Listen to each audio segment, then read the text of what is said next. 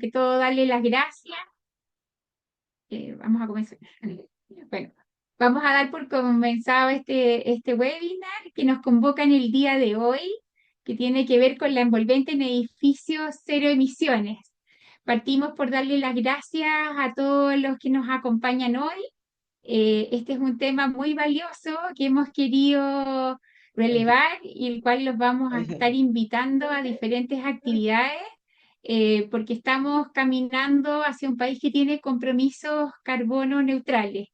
Y nosotros como sector de la construcción, desde el diseño, también tenemos que aportar a eso para que podamos lograr eso en lo que nos compete en una industria que tiene al menos un 30% de responsabilidad en emisiones, en residuos y en consumos de energía. Así que bueno, hoy día voy a estar moderando. Mi nombre es Paola Molina, que soy arquitecta con cerca de 20 años de experiencia en estas temáticas. Y bueno, vamos a tener como expositores a Tatiana Vidal y a José Jodar. Voy a compartirles mi pantalla. Bueno, esto es lo que nos convoca hoy día a través de la plataforma Educación Profesional de la Facultad de Arquitectura y Urbanismo de la Universidad de Chile. No se ve. Eh, Antes de entrar en tema, queremos comentarles de que la gran motivación de hacer este webinar es que estamos por sacar un diplomado que se llama Diseño de envolventes para edificaciones cero emisiones netas. Este diplomado tendrá 90 horas de duración y espera poder responder preguntas como ¿qué son los edificios consumo energético neto cero y los edificios de carbono neto cero? ¿Y por qué es tan importante enfocarnos en la envolvente de los edificios como estrategia para poder abrazar todos estos desafíos? Recordemos que como país ya tenemos la definición de lo que es una edificación de energías netas cero, que dice que es un edificio que gracias a su diseño pasivo logra un mejor rendimiento energético y su energía anual neta consumida es cubierta por fuentes de energías renovables generadas en sitios o cercanas a este. Y por otra parte, también tenemos la definición para edificación carbono neto cero, que es un edificio de consumo de energía neta cero, como ya lo definimos, que durante su ciclo de vida, es decir, su producción, construcción, operación y fin de vida útil, logra minimizar sus emisiones de carbono incorporado y operacional para compensar cualquier saldo de carbono restante. Eso lo es compensado una vez que ya se saca toda esta cuenta. Entonces, en el minuto que nosotros estamos diseñando, tenemos una fuerte responsabilidad en cada una de los ítems que nosotros vamos definiendo, y ahí la envolvente es sin duda una componente de la construcción que tiene una injerencia muy importante en estas ambas definiciones. En el Paola, diplomado, Paola, perdón que te ¿sí? interrumpa, es que no aparece la PPT, no se ve en pantalla. Ah, no te creo. Sí, si la pudieras compartir de nuevo. A ver, vamos de nuevo. Ahí está. Ahí sí. Ahora sí, ¿O no? ahora sí, ahora Ya. sí. Vamos a... bueno. Este diplomado que se ha diseñado para poder dar respuesta a todas estas inquietudes comenzaría el 8 de octubre y duraría hasta el 23 de enero y las clases serían los días lunes y martes en formato online de 19 a 22 horas. Consta de 5 módulos, donde en el primero tendremos la introducción general para ver estas temáticas y después bajaremos al curso 1, donde se abordará toda la actualización de la reglamentación térmica y con su alcance, con miras a estos edificios cero emisiones. En el curso 2 veremos todo lo que es la evaluación energética prestacional del edificio a través de distintos sistemas de simulación. Y en el curso 3 veremos al final lo que es el carbono incorporado que se desarrolla en estas capas que van a definir la envolvente de los edificios. Y vamos a tener un módulo transversal donde podremos ir mirando casos de estudio y aplicando toda la información que vayamos aprendiendo en cada uno de estos cursos. Así que con eso lo que se espera es poder orientar a los distintos profesionales que trabajan en el área para poder abordar de manera acabada, ¿no es cierto?, un camino que busque aportar en esta vía que estamos abrazando, que es la carbono neutralidad y que sin duda la actualización de la reglamentación térmica actual viene a aportar en ese camino para poder ir logrando edificios cada vez más bien resueltos, con un mayor alcance en la eficiencia energética y además en la calidad de vida de los usuarios. Bueno, ¿qué podemos aprender de proyectos que actualmente exceden los requerimientos regulatorios? Para eso, hoy día vamos a tener dos excelentes exposiciones, dos maravillosos casos. El primero es el caso del Liceo B15 Telier de Lautaro, de Tatiana Vidal, quien es arquitecto y certificadora y especialista en eficiencia energética en MAGE limitada. Y el segundo caso que veremos es el edificio Burgos de Santiago, que lo verá José Jodar, quien es arquitecto técnico especializado en eficiencia energética y confort térmico de EBP Chile, quienes son en el fondo los gestores de este proyecto. Así que a continuación voy a dejar a Tatiana para que nos pueda exponer sobre el edificio. Muchas gracias, Adelante, Paola. Tatiana. Muchas gracias. Ahí me avisan con los tiempos. Buenas tardes a todos y a todas. Voy a empezar a compartir. Mm,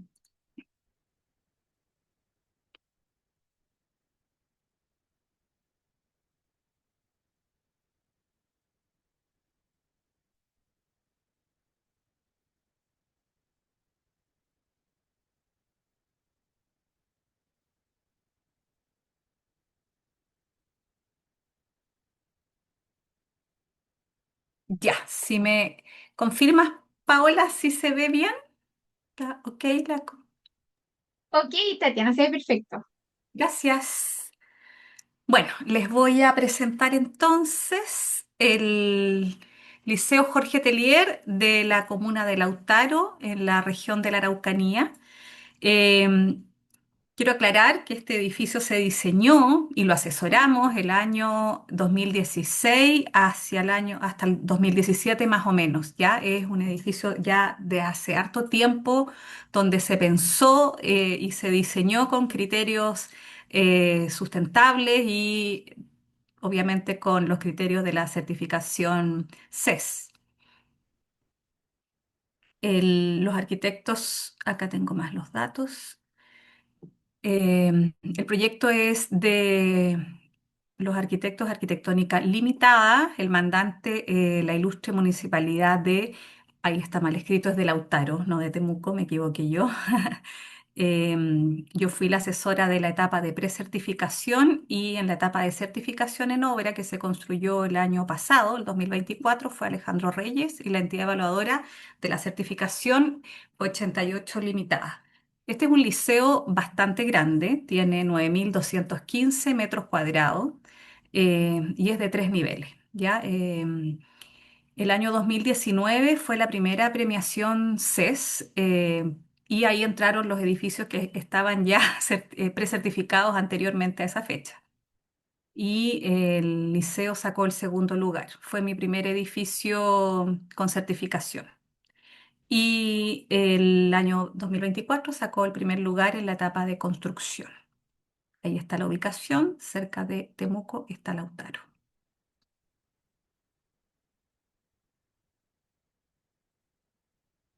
A la izquierda están las imágenes del edificio construido. Ahí ustedes pueden ver que tiene varios volúmenes. Em, Acá está la planimetría, donde tenemos la planta con el primer nivel con varios em, recintos de equipamiento finalmente del liceo, ¿cierto? Comedor, administración, talleres, biblioteca, todo lo que comunica un poco más con la ciudad, con el primer piso, como equipamiento. Siempre se pensó este edificio como aporte a un equipamiento de la ciudad, que tuviera ese rol, el gimnasio, que tuviera esta parte más comunitaria. Y bueno, segundo y tercer nivel están todas las aulas. Acá arriba, yo no sé si se ve mi cursor, pero ahí arriba, bueno, acá está el gimnasio y ahí se ven las lucarnas y colectores solares en su techo. Em, Les voy a comentar estrategias que se incorporaron para luego irnos directamente a la envolvente, que es a lo que vinimos. Bueno, cuando uno analiza para poder llegar a envolvente y a definir un edificio con buen desempeño térmico, lumínico, con confort ambiental interior adecuado, sobre todo los estándares que uno necesita lograr, se evalúa obviamente desde la orientación, ¿cierto? Cómo estoy recibiendo la radiación solar, de dónde vienen los vientos predominantes, etcétera. Este liceo, con su configuración, que obviamente conforma la esquina, pero logró el patio tener súper buen asoleamiento en las mañanas. Se bloqueó con este volumen de 3 niveles el viento predominante que podía enfriar un poco más y aprovecha la radiación solar nororiente, norponiente y norte en la mayoría de sus aulas. Como estrategia interesante que se logró incorporar, a veces no es tan fácil incorporar las estrategias que uno quiere como eficiencia energética, pero acá se logró incorporar en el pasillo central, que acá en esta zona climática actúa como patio cubierto, una lucarna superior para iluminar naturalmente este centro, ¿cierto?, que está del pasillo. Voy a ir acá, este centro importante donde se abalconan otros pasillos. Vuelvo acá. Se incorporó lucarnas y esas lucarnas se pueden abrir con sensores de CO2 cuando esté en ocupación de patio. Falta ventilación, se activa con sensor de CO2 y se abren las lucarnas, las ventanas operables de las lucarnas. Entonces ahí logramos también tener una buena ventilación natural, asegurando ese uso. Y bueno, también tiene que ver con efecto stack. Y acá un resumen general de las estrategias que se incorporaron, obviamente, envolvente térmica a través de los valores de transmitancia térmica de su envolvente, los valores U, asegurando una aislación continua, cubiertas, muros, fundación, etcétera. Y todo esto, obviamente, con una evaluación de desempeño a través de un software eh, energético. Acceso a iluminación natural, obviamente esto tiene que ver con la evaluación de dónde uno incorpora o mueve los recintos dentro del edificio, asegurando que tengan este acceso a iluminación natural, definir para esta zona climática un tipo de vidrio con una buena transmitancia lumínica para asegurar también el acceso a iluminación natural, pero para el poniente en este caso sí tuvimos que evaluar control solar exterior incorporando celosía. Como ítem de control solar tenemos celosías en las salas poniente, un tipo de vidrio en el gimnasio con un factor solar superior, tipo blue green, ya que ahí había que evitar el deslumbramiento para la actividad deportiva. También la masa térmica en muros y cubiertas nos ayuda como control solar y en cuanto a masa térmica y desempeño de calefacción y enfriamiento. Y la ventilación natural, como les había comentado ya, tenemos el efecto stack, efecto chimenea, ¿cierto? Al tener en la lucarna ventanas operables con sensores de CO2. Solo aclarar que todas las estrategias tienen mucho que ver con el tipo de uso del edificio, la zona climática, cómo está usando, cuál es su horario, cuál es el foco necesario. Y en este caso estuvimos codo a codo con el equipo de diseño y evaluamos mucho sobre todo eso también, cómo se ocupaba el edificio. Acá está una imagen del patio cubierto, que es circulación y patio cubierto, donde arriba están las lucarnas. Y como sistemas activos o en general tenemos ventilación mecánica en salas con recuperador de calor, colectores solares, sensores de lux también y sensores de presencia. Bueno, en el pasillo tenemos aquí las lucarnas con el acceso a iluminación natural y también tenemos lucarnas en el gimnasio para también asegurar una iluminación en el centro del gimnasio, donde igual hubo que incorporar vidrios con factor solar y placas microperforadas como control solar. Ventilación natural, lo que les comentaba, ventilación efecto stack y las aulas aseguran también un efecto de ventilación cruzada y el gimnasio también. Todo eso se midió para poder asegurar eso. Y como les comentaba, control solar, tenemos placas perforadas y solo en salas poniente una parte, según el ángulo solar y en las fechas más complejas, se incorporó control solar muy escalado para evitar cerrar siempre la vista al exterior. La definición de la envolvente, en este caso tenemos como base una estructura de hormigón armado, sobre todo para este tipo de edificios institucionales, siempre es casi muy solicitado que sea hormigón armado para no tener temas de mantención, etcétera.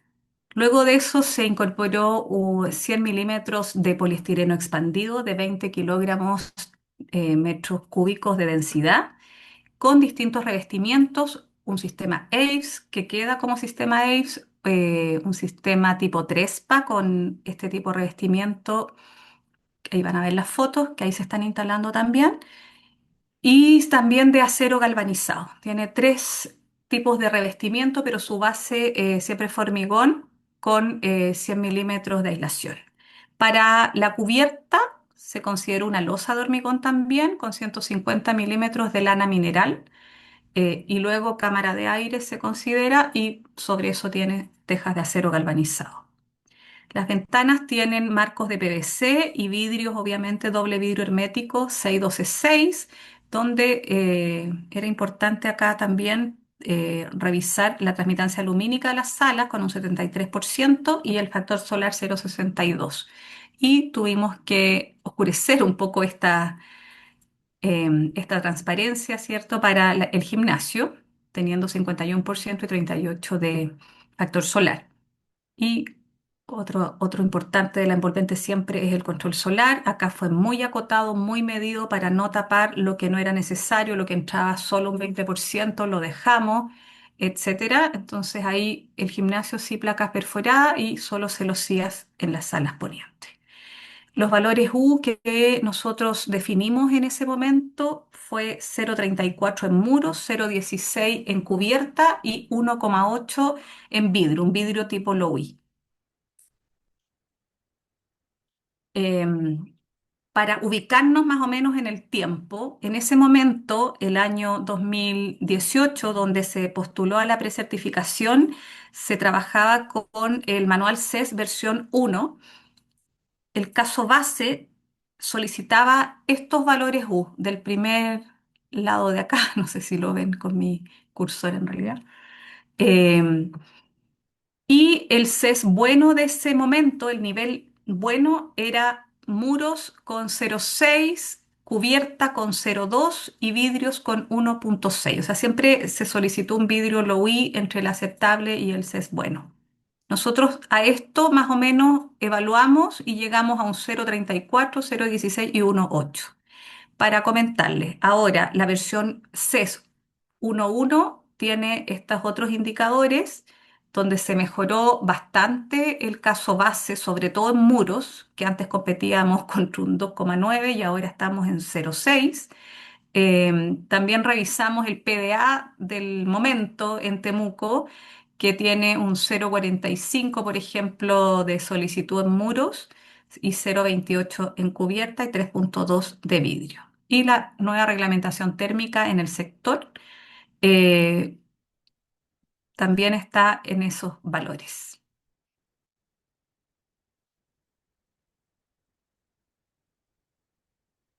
Aparte de uno orientarse en base a los estándares nacionales o internacionales con respecto a la envolvente y la transmitancia térmica, obviamente uno necesita evaluarlo. Y para eso se analiza a través de una simulación energética, en este caso en un software que fue el Design Builder, donde, por ejemplo, podemos ver que la demanda de energía del caso base nos indica que el edificio solicita 60% en demanda de energía para calefacción, ¿ya? Y eso en realidad para esta zona nos indica que debemos aplicar mejoramiento de envolvente, por ejemplo. ¿Ya? Acá tenemos las zonas térmicas del modelo donde uno va identificando también qué recintos tienen sus tipos de uso, etcétera, diferentes. Y evaluamos tres casos: el caso uno, que es el caso base de la certificación; el caso 2, que tenía que ver con entre un CES aceptable, bueno, y también el estándar en ese momento de la agencia chilena, que tenía también un análisis de educación. Y el caso 3, lo que hicimos fue evaluar de un vidrio, doble vidrio hermético, a un vidrio de baja emisividad Low-E. Y ahí nos da en línea verde el caso 3 con un bastante mejor desempeño, con lo cual logramos ahorrar un 65% en calefacción. En este caso se evaluó calefacción para las aulas con ventilación mecánica y enfriamiento solo en oficinas, calor y frío en oficinas y en otros recintos. Este es el desempeño de la demanda de energía de los distintos casos para calefacción, enfriamiento, los ventiladores, los equipos, la iluminación y el agua caliente sanitaria. Y acá a la derecha podemos ver el desempeño del caso base y del caso propuesto mensualmente.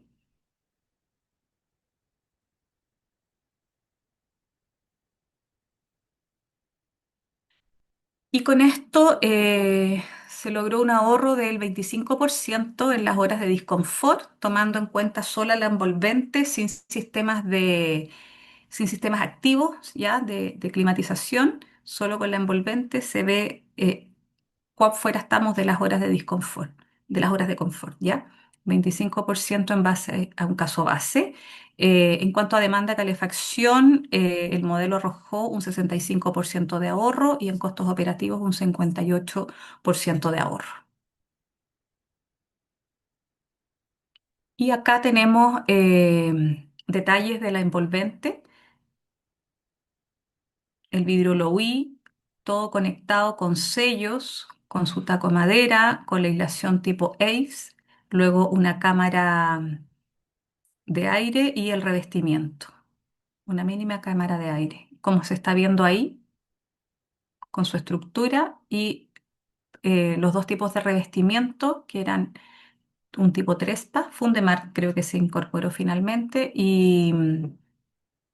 y acero galvanizado, que se trató de hacer de la cubierta que retorne hacia el muro para no tener fugas ni traspasos de agua. Ahí está el sistema instalándose tipo AVES.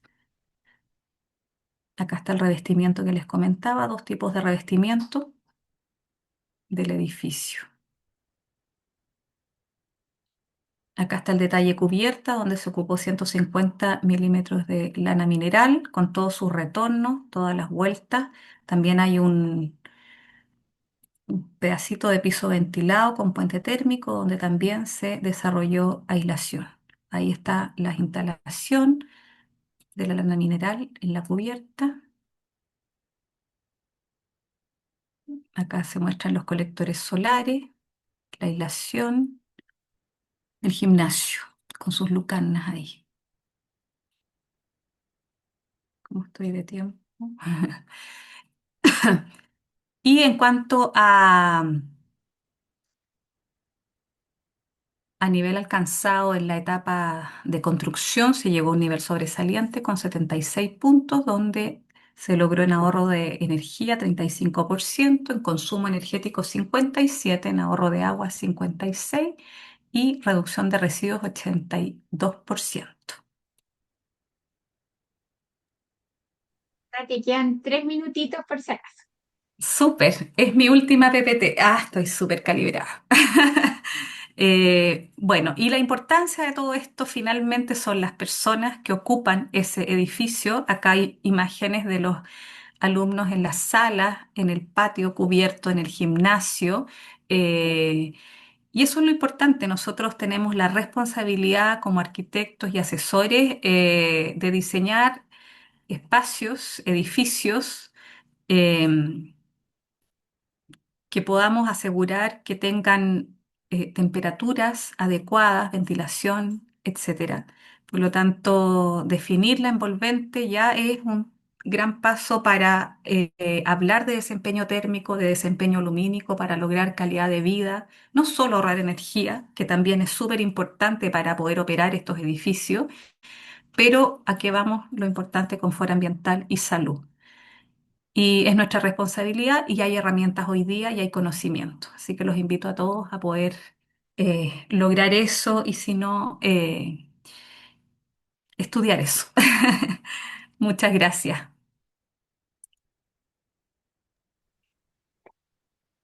Muchas gracias, Tati, por la presentación. Muy valiosa, con mucho detalle. Hay mucha conciencia en cada una de las soluciones que se fueron dando a lo largo del proyecto. Quiero Ujú. invitarlos a que si tienen consultas las dejen en el chat. Vamos a proceder a nuestra siguiente presentación, el cual le vamos a dar el paso a José, pero pueden irlas dejando ya y después vamos a tener unos minutitos para ir respondiendo o comentando un poco lo que fue estas dos presentaciones. También les comento que Bárbara Rodríguez nos dejó en el chat el link al diplomado para los que les interese, puedan ahí guardar ese link para ir a consultarlo más tarde. Así que adelante, José, todo tuyo la cámara. Vale, muchísimas gracias, Paola. A ver, pues, le voy a compartir pantalla.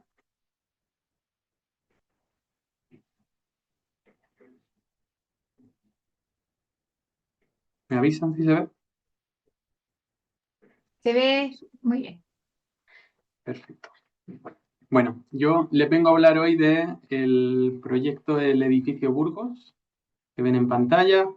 La arquitectura fue a cargo de Izquierdo Lehmann, arquitectos. El arquitecto fue Cristian Izquierdo. El desarrollo del proyecto de eficiencia energética, huella de carbono y climatización estuvo a cargo de BP Chile. Y yo tuve la suerte de estar a cargo del análisis del concepto de Net Zero. Y menciono también al mandante, que es la familia Basler, que es la fundadora y quien está detrás de la empresa EBP Chile, a quien represento hoy, como empresa suiza que hizo esta inversión en Chile en levantar este edificio. Y lo menciono porque desde el principio marcó el objetivo de que el edificio tuviese el menor impacto ambiental posible y definió que se llegase a obtener un edificio net zero. Entonces, yo quisiera empezar un poco partiendo de eso, tú lo comentabas un poco a Paola antes, de qué es llegar a construir un edificio net zero. Y nosotros tuvimos la suerte en EDP de desarrollar el estado del arte de las definiciones de edificación cero energía neta y cero emisiones netas para el Ministerio de Energía, el MOC y el Instituto de la Construcción. Y se obtuvieron las siguientes dos definiciones. En primer lugar, que un edificio neta cero es aquel edificio que incorpora estrategias pasivas y incorpora un esfuerzo en el diseño para lograr una reducción de la demanda mediante sistemas pasivos.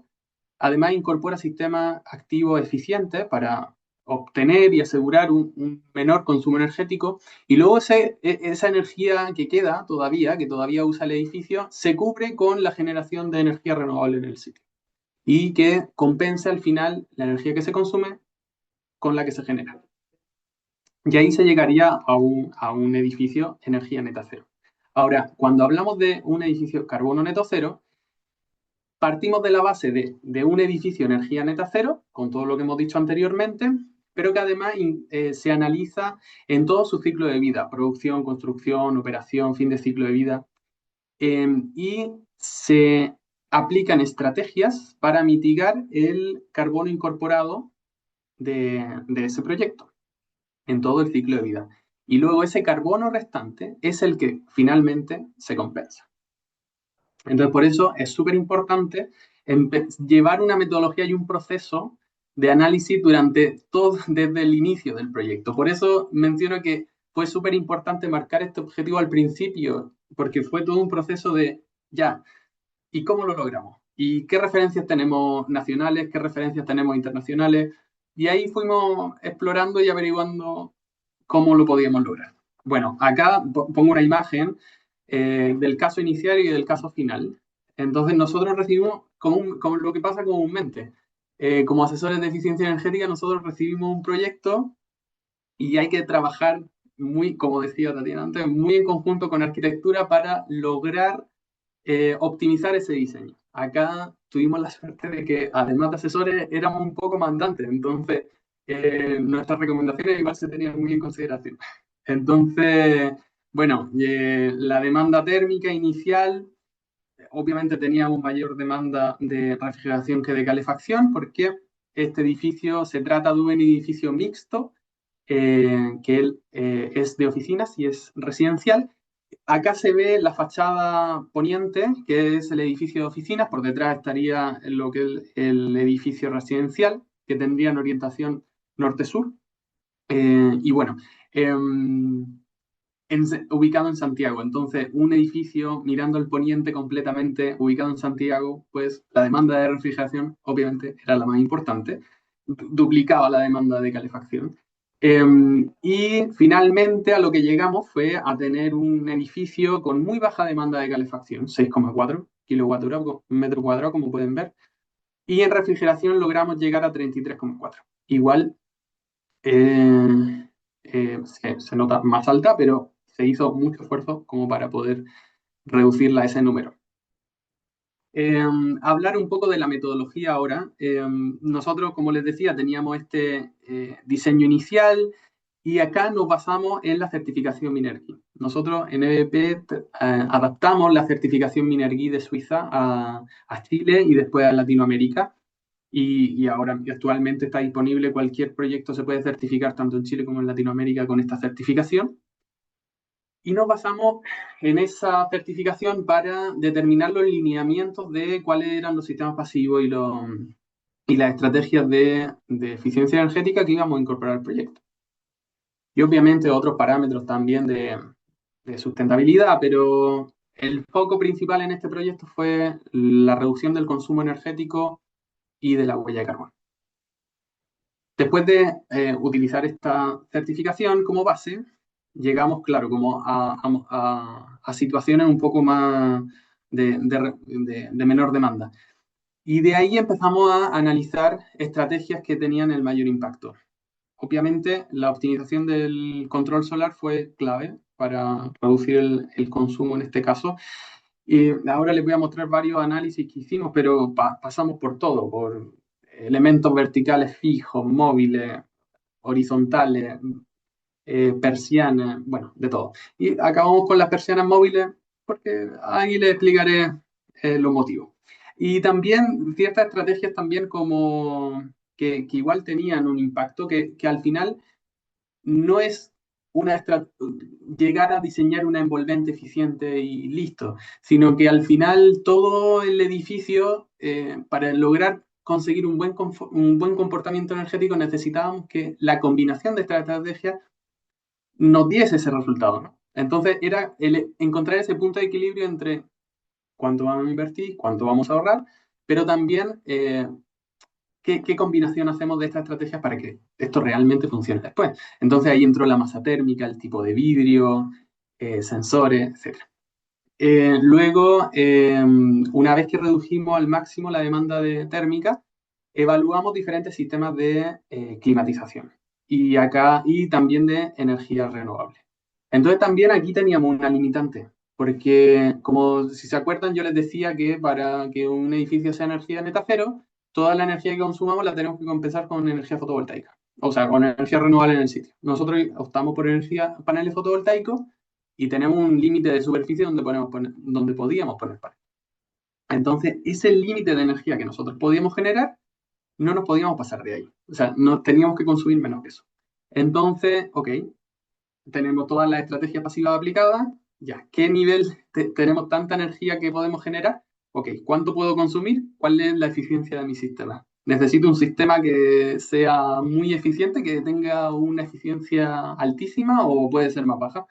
Y ahí estuvimos explorando diferentes alternativas, tanto aerotermia como geotermia, y finalmente por costos de inversión y por necesidad de la eficiencia que tenía el proyecto, se decantó por un sistema de aerotermia. Y ahí, bueno, se desarrolló junto con este concepto y estos análisis y el proyecto de climatización, todo el proyecto de climatización también, junto con el proceso de certificación.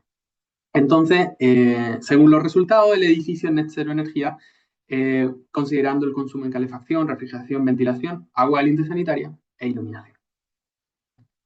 Acá ven el edificio de oficina, eh, en varios casos sí, en varias configuraciones de protección solar con los valores de demanda térmica, sin protecciones solares, con protecciones solares verticales en un costado y horizontales, solo horizontales o muy cubierto con verticales y horizontales. Entonces ahí íbamos viendo cómo íbamos obteniendo diferentes porcentajes de ahorro y eso nos iba dando ideas de qué podía funcionar mejor o peor. Esto fue un proceso igual largo. Digamos que este proceso duró en torno a 4 o 5 meses trabajando con el estudio de arquitectura. Y también después entramos como más al detalle, gráficos ya más como los que mostraba Tatiana antes, de diferentes configuraciones y ahí vamos viendo, por ejemplo, en este gráfico se analizaba la demanda de calefacción, la de refrigeración y cuánta era la ganancia de radiación solar total que recibía.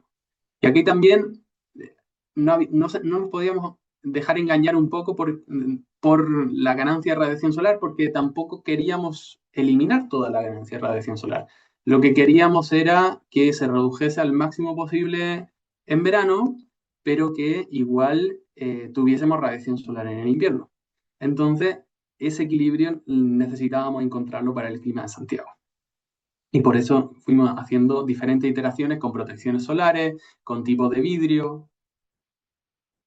Y íbamos obteniendo gráficos también de este tipo, en los cuales íbamos viendo cuál era la demanda de refrigeración y la demanda de calefacción, en qué momentos y en qué periodo del año teníamos mayor demanda y menor demanda, y también cómo íbamos viendo que, por ejemplo, de las 2.296 horas que necesitamos refrigerar el edificio, veíamos que casi la mitad de la hora estaba por debajo del 25% de la carga térmica total.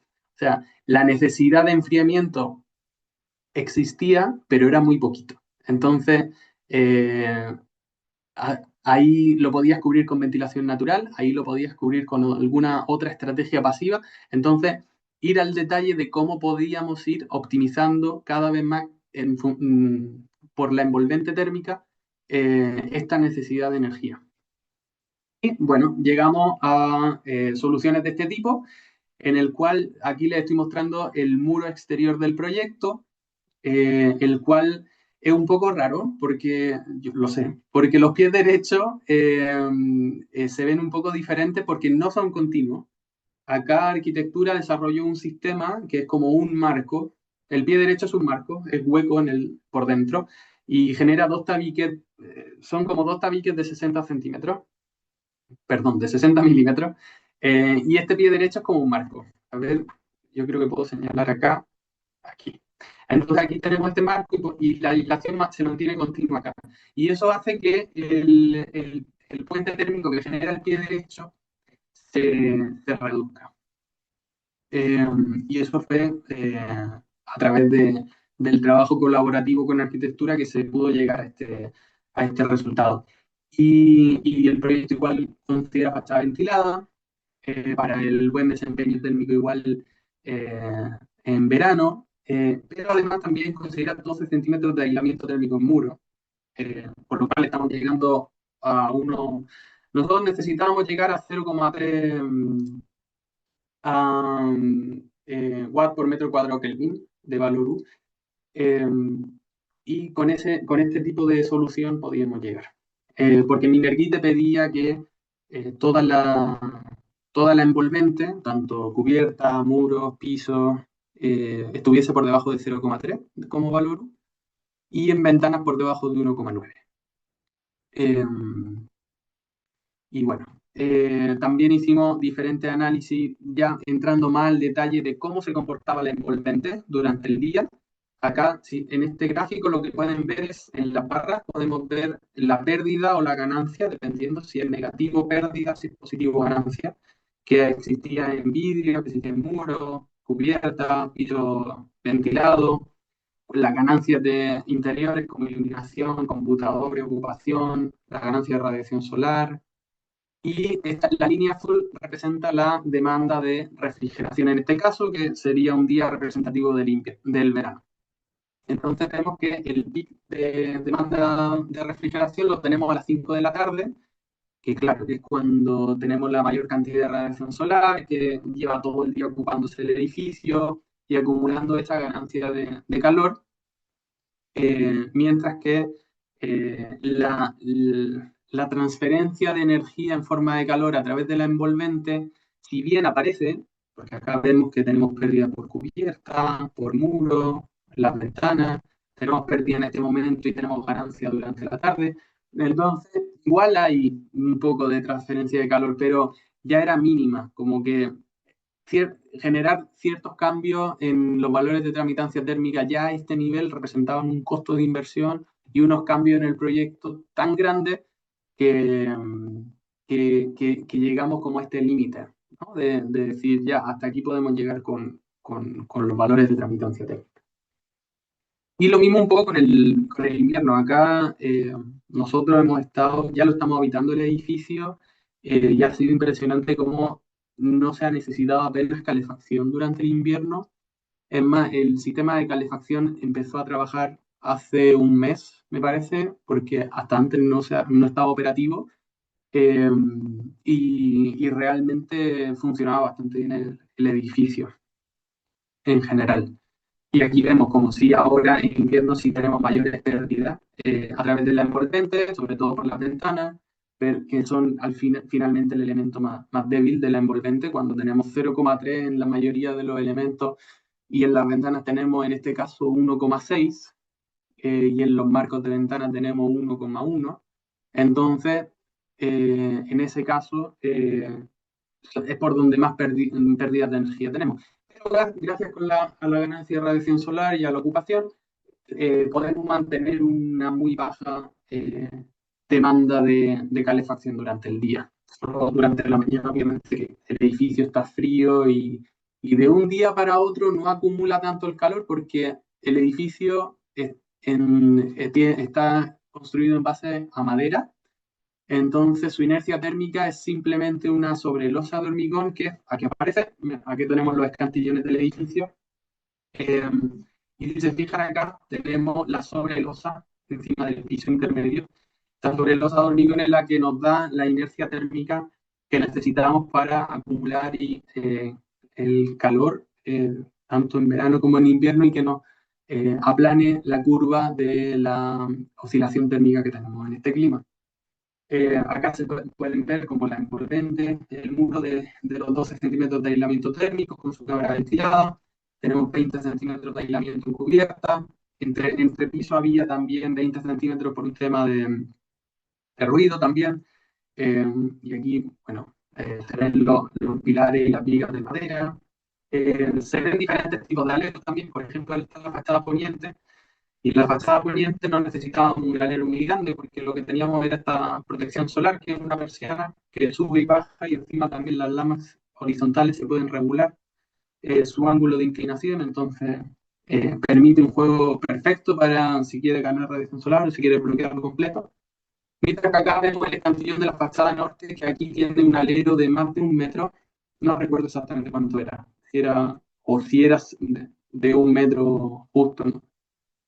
Pero era aproximadamente de 1 metro, y que bloquea la radiación solar durante los periodos del año en el que queremos bloquearlo, y en periodos intermedios y en invierno permite la entrada de la radiación solar.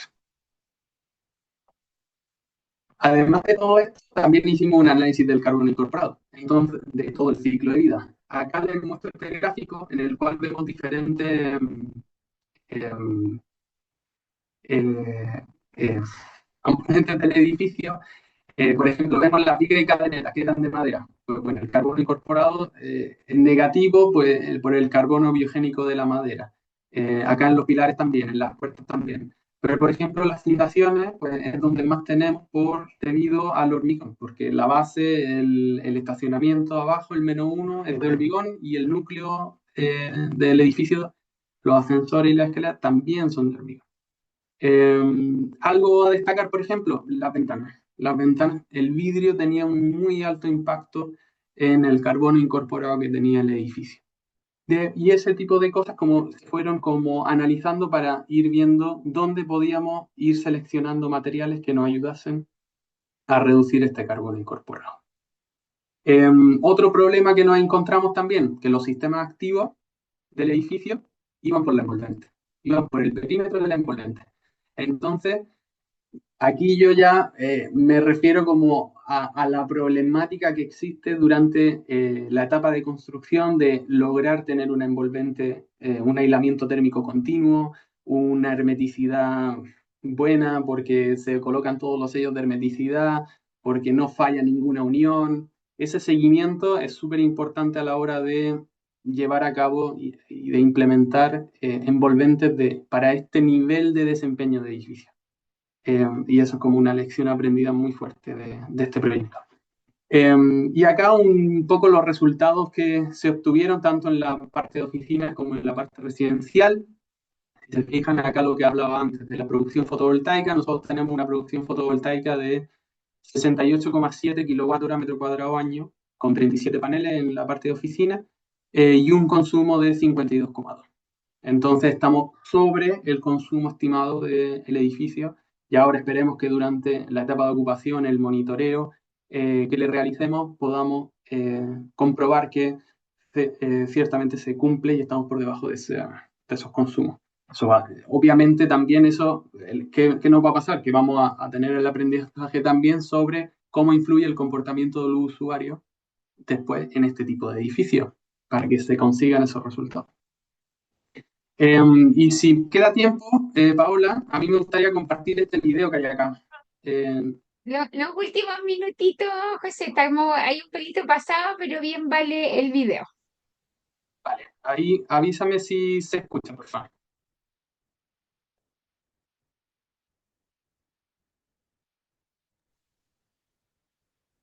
Se ve sin audio, sí.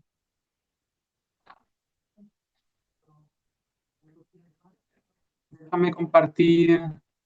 Ya, porque no le di con audio. Ahora, lo voy a compartir. Ahora le di con audio. Ya, excelente, gracias. A EVP, pero por otro lado también estaba Izquierdo Lehmann Arquitectos y la inmobiliaria y constructora Taller Tecton. En EVP estamos muy orgullosos en haber sido parte de este gran proyecto desde su inicio, pasando por todas las etapas, aportando con asesoría técnica rigurosa para lograr soluciones concretas hacia la descarbonización del sector construcción. El edificio de energía neta cero es aquel que prioriza el uso de sistemas pasivos y logra reducir al máximo la demanda energética del edificio para luego cubrir todo su consumo energético anual mediante la autoproducción de energía en el propio sitio. Por otro lado, el edificio carbono neto cero es el edificio de energía neta cero que al mismo tiempo logra mitigar al máximo sus emisiones de CO2 y luego neutraliza cualquier saldo inevitable de carbono. Optamos por un diseño que tuviese muy baja demanda energética. Esto se logra con estrategias que son, por ejemplo, el control solar. Diseñamos el edificio junto con la arquitectura para que las lámparas exteriores bloquearan gran parte de la radiación. Y la cantidad de vidrio que tiene el edificio está pensado especialmente para que no se caliente mucho y tampoco esté muy frío. Adicionalmente, este edificio cuenta con ventilación natural, que diseñamos a partir de ventanas que son operables y con una inercia térmica que nos permite regular gracias a una losa pequeña de hormigón que absorbe el calor y lo va liberando lentamente durante el día. Evidentemente, la elección de materiales aquí fue muy relevante, con un gran uso de madera que tiene la capacidad de retener el carbono. Siguiendo las recomendaciones de la certificación Minergie, vamos por los sistemas activos. Un sistema de ventilación con bomba de calor y recuperación mecánica que nos permite tener aire fresco en la cantidad necesaria durante todo el año, especialmente en épocas que son más extremas. Incorporamos una planta fotovoltaica en la cubierta de 18 kW-peak que nos permite que la misma cantidad de energía que el edificio consume sea igual a la energía que el edificio genera. Cuando uno hace este tipo de edificaciones cree que está muy fuera del alcance. Aquí hemos visto que es posible hacer edificaciones net zero en Latinoamérica, que son replicables, y ahora esperamos que muchos más se puedan sumar a este desafío de impulsar la construcción hacia un futuro mejor.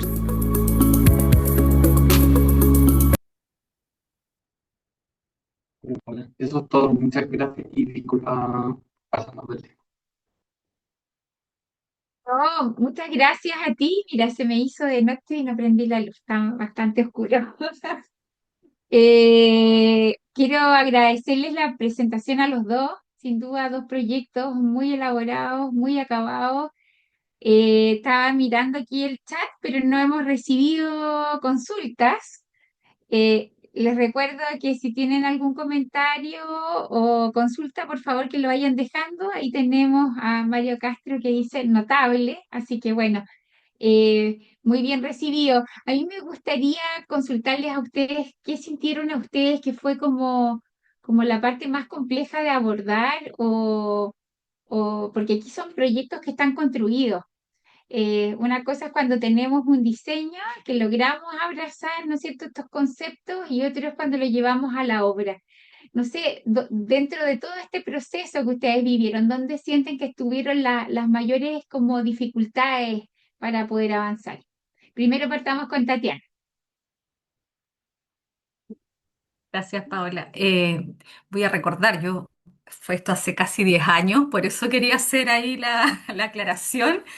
Primer edificio con esos estándares. Eh, Dificultad en ese momento era que alguien te escuchara, porque todavía eran elementos difíciles, sobre todo para una licitación pública. Pero bueno, todos saben que la región de la Araucanía partió muy concientizado con el tema y ellos sí querían todo.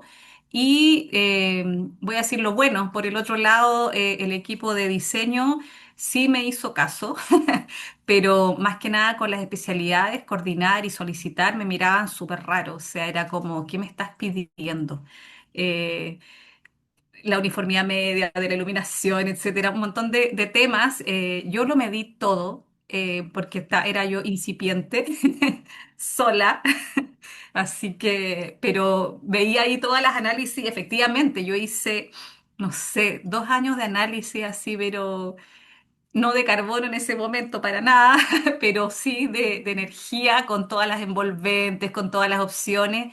Y lo que siempre ha costado un poco de repente es recibir la información actualizada, lograr estar coordinados con especialidades y con el equipo de arquitectura. Pero en general es eso, la comunicación, eso es lo importante. Gracias. Gracias, Tatiana. Y José, ¿qué nos podrías compartir tú de la experiencia con Burgos? Yo coincido mucho con Tatiana con lo que acabo de contar. Pero te diría que mirándole desde el punto de vista, incorporando el carbono también, como que igual al mercado todavía le falta esa disponibilidad de materiales y soluciones que nos ayuden a tener mm, mm, una oferta más amplia a la hora de decidir. Yo creo que ahí todavía hay una limitación y claro, hay que eh, considerar declaraciones ambientales de producto quizás con equivalencia en algunos casos. Entonces, ojalá que el sector de la construcción y el mercado vaya avanzando en este sentido, ¿no? Y por otro lado, el tema de la construcción, ese seguimiento y lo de encima que tienes que estar porque al final cuando hablamos de desempeños energéticos tan bajos, tan optimizados, cada pequeño fallo te va sumando y te va sumando. Entonces necesitas estar muy encima de la ejecución de estos proyectos. Y yo creo que eso es lo más complejo.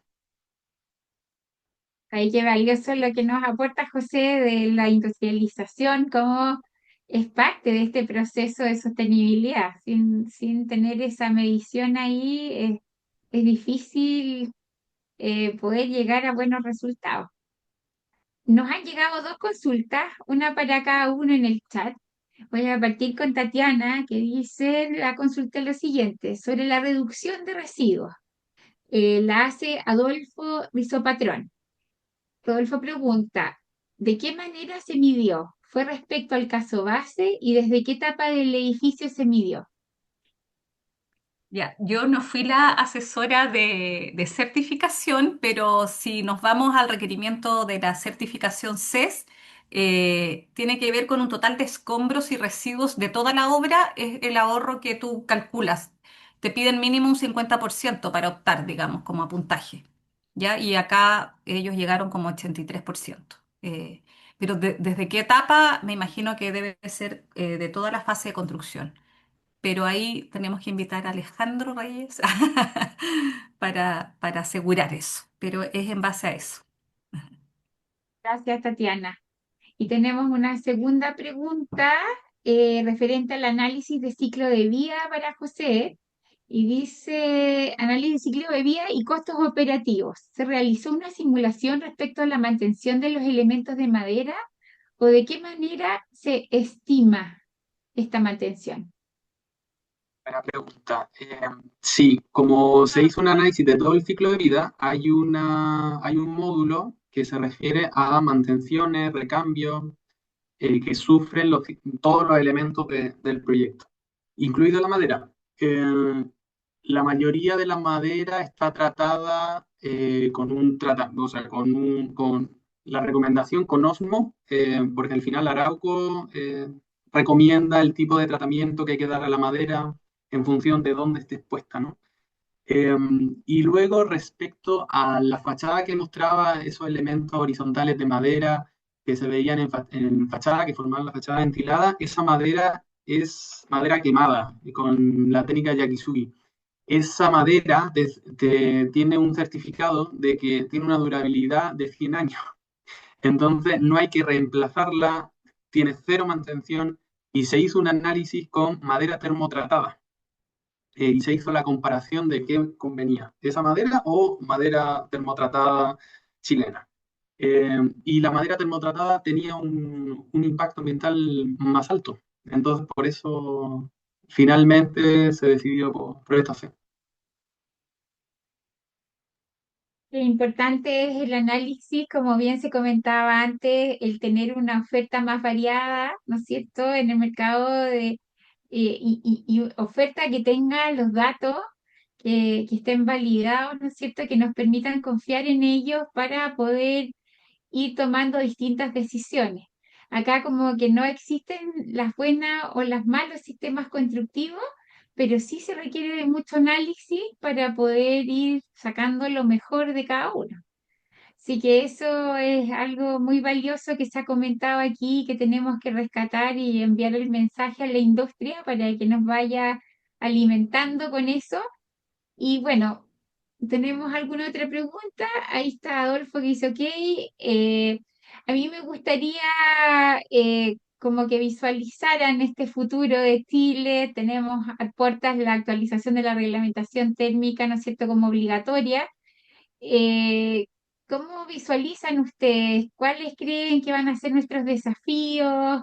Eh, ¿Cuáles son los puntos más importantes que tenemos que considerar para ir trabajando desde el sector para poder ir alcanzando niveles de proyecto como los que nos han mostrado hoy día? Adelante, Tatiana. Bueno, yo creo que es fundamental la información, la educación y conectados también con las soluciones de las empresas. O sea, yo creo que ahí hay que ser súper aliados de tener soluciones que te ayuden a poder enfrentar estos desafíos. Siempre cuesta el cambio y va a ser un cambio importante, pero no olvidemos que todo el sur de Chile ya está con planes de descontaminación ambiental, han vivido esto mucho antes y Santiago se va a sumar. Por lo tanto, es algo que tenemos que ver del lado positivo solamente, o sea, asegurarnos esto es como, no sé, yo siempre digo, muchas personas se preocupan más de los rendimientos del auto y no de los rendimientos de sus edificaciones. Hay técnica, todo va avanzando y en la construcción también. Lo difícil, obviamente, es llegar, digamos, desde la teoría hasta la práctica y el uso. O sea, lo que también nos queda, aparte de construir esto con soluciones, con gente capacitada, desde el diseño, hay que pensarlo todo, va a ser después también la operación. El uso del edificio también tiene que ser informado. Pero bueno, de a poco. Yo creo que se viene un cambio que tal vez no va a ser tan fácil cuando las cosas son de exigencia, pero se está moviendo. Yo creo que hay hartos actores y profesionales súper importantes, que hay edificios como el edificio Burgos con un estándar alto que lo único que va a hacer es elevar el nivel. Y yo creo que eso es lo importante. Eso. Totalmente de acuerdo. Yo lo que aportaría es un poco más es como que hay que motivar a las nuevas generaciones que sigan empujando, hay que convencer a la gente de que este es el camino, de que tenemos que conseguir que el impacto que tienen los nuevos edificios y también las renovaciones que se hagan de edificios existentes del parque construido eh, genere un impacto en la reducción de emisiones reales que tiene la edificación, ¿no? Que no nos quedemos en conseguir ahorro, en ser un más eficiente, sino en que generar real impacto en que ayude a combatir el cambio climático, que es, lo que es un problema que estamos enfrentando real y siento que no se le pone el peso que realmente tiene. Pero tenemos, como bien ahí decías, una deuda con todo lo que es el retrofit, ¿no es cierto? La rehabilitación de edificios existentes. Tenemos que pensar en que todas estas corrientes tienen que abrazar a todos los edificios. Eh, si bien, según las estadísticas, al 2060 nos vamos a duplicar en metros cuadrados, así que es importante que todos los nuevos edificios vengan con esta concepción, también nos vamos a tener que hacer cargo de todo lo existente para poder ir logrando tener, además de todos estos conceptos de eficiencia energética, todas ciudades más sanas, ¿no es cierto? Con una calidad del aire que nos permita a todos poder tener una mejor salud y vivir de mejor manera nuestras ciudades. Nos ha llegado otro comentario de Karen que dice, me gustaría conocer la opinión de ambos sobre qué rol tienen los usuarios finales en el uso de algunas estrategias diseñadas en los proyectos. Adelante, Tati y José, vamos en el mismo Bueno, orden. súper importante, por eso hablaba yo de que el manual del usuario, o por lo menos que por lo menos ahora último ya lo están pidiendo muchos proyectos con licitaciones públicas donde esté el estándar de lo que se está incorporando. O sea, si hay luminarias eficientes y se te echan a perder, tienes que poner el mismo estándar, pero obviamente que el usuario de pronto no sabe. O sea, en algún momento recuerdo que la agencia chilena, que ahora se llama distinto, estaban ahí como fomentando un gestor energético, alguien que pueda manejar los edificios, por lo menos de uso público, por ejemplo, que tenga esa capacidad. O sea, mira, algo tan simple como cuando tienes el sistema individual, que yo no estoy de acuerdo, pero bueno, no queda otra vez, es que es el split que uno prende y apaga, ni siquiera saben qué temperatura tienen que poner. Entonces, tienen frío, tienen calor y bajan. Entonces, es súper importante. O sea, si yo tengo climatización, la idea no es abrir la ventana. Si tengo 35 grados afuera, hay que cerrar la ventana, hay que bajar el control solar. Entonces, eh, claro, cuando uno diseña o propone diseños como de sistemas pasivos y todo, trata de tener sistemas de control, como el sensor de luz que apague la luz antes de que tú la apagues. Pero sería tan bueno evitar tanto automatización y tratar también de que el usuario final tenga esa información. Gracias. Sí, yo muy en línea contigo. Por ejemplo, pensando en Burgos el usuario puede controlar abrir o cerrar la ventana, bajar o subir la persiana exterior, encender o apagar el sistema de aire el sistema de climatización, Entonces, son muchas variables que puede controlar. Entonces, como él sabe, y va a estar pendiente siempre también de controlarlo. También hay un poco de, hoy se me olvidó, la ventana abierta y el sistema de clima encendido y la persiana bajada y no se están aprovechando la ganancia de radiación solar. Y claro, a mí me va a dar un infarto cuando yo pase por esa parte de la oficina, ¿no? Y eso sí. Pero yo,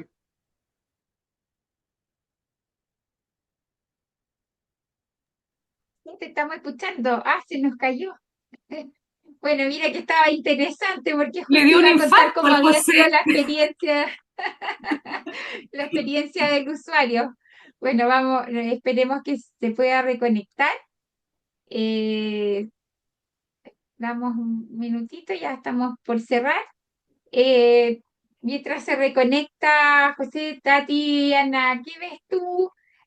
¿Cuáles son las partes como que tenemos que tener en consideración dentro de este proceso de diseño? Porque estamos hablando de que estamos a puertas de crear un diplomado, ¿no es cierto?, que va a estar enfocado en esto. ¿Qué es lo que tú ves? ¿Cuáles podrían ser las cosas positivas que podrían recibir los posibles inscritos en el diplomado? Tener este panorama que es el futuro finalmente, que es alinearse con los estándares nacionales, con las metas país, eh, y no sentir que es algo de otro planeta. Es acercarse a entender esto.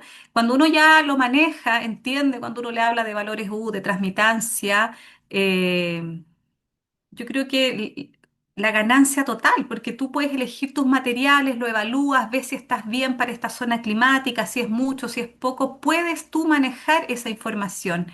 No poner algo así, puedes evaluarlo. Entonces encuentro que tener esa información súper importante y sobre todo saber el impacto que va a tener cualquier decisión que tomes en algo evaluado, en el desempeño energético, en un número. Van a poder verlo. O sea, lo que ellos están hoy día tal vez diseñando o pensando diseñar, eh, lo vamos a poner ahí en la juguera y vamos a ver si estamos, cómo está eso, cómo está pensado, qué está ocurriendo, qué le va a arrojar a ese espacio. Así que yo creo que es fundamental. Van a tener herramientas para saber qué están diseñando. Excelente. Bueno, nos quedamos ahí con pendiente con el comentario de José, eh, referente a los usuarios. Sin duda que es muy importante que todo esto que se diseña quede ahí plasmado, ¿no es cierto?, en un manual de usuario. Como bien se comentaba y es como bien clásico que nosotros tenemos mucha costumbre en tener manuales de miles de cosas y la casa la habitamos al tacto, como nos viene y nos cuesta hacerle mantenciones, sobre todo a las ventanas, todos los sellos, tantas cosas que no están hoy día habituados dentro de nuestra conducta y que vamos a tener que ir avanzando. Bueno, los vamos a dejar ahí invitados para que visiten. Ahí está el link en el chat. Esta oportunidad de poder subirnos arriba de este carro que nos va a hacer mucho más productivos, más eficientes. Vamos a estar abrazando en el fondo las líneas de desarrollo que hoy día cruzan no solo en nuestro país, sino todo el continente y todo el globo. Así que los dejamos ahí cordialmente invitados y estaremos en contacto hasta una nueva oportunidad. Muchas gracias y hasta luego. Gracias. Chao, que estén bien.